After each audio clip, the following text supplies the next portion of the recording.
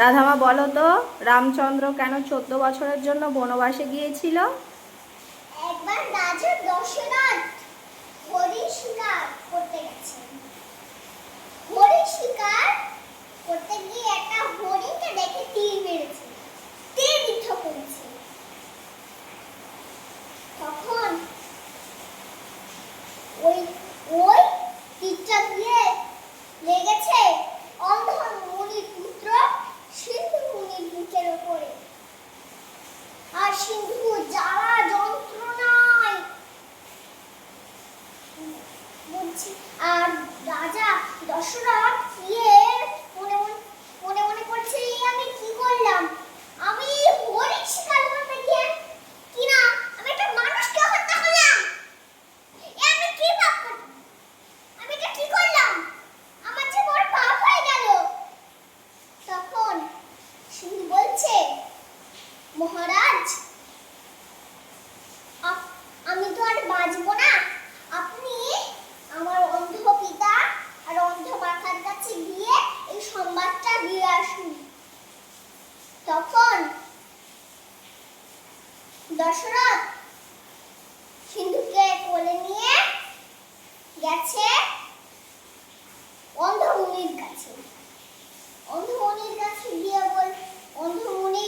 কাছে গিয়েছেন, যেই পায়ে শব্দ পেয়েছে সেই অন্ধ মুনি বলছে, কে?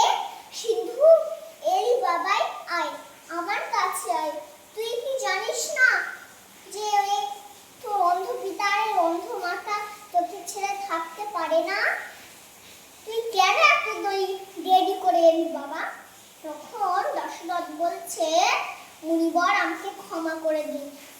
আমি হরিণ মারতে গিয়ে আপনার পুত্রকে তীরবিদ্ধ করেছি। তখন অন্ধ মুনি বলছে, না, হতে পারে না।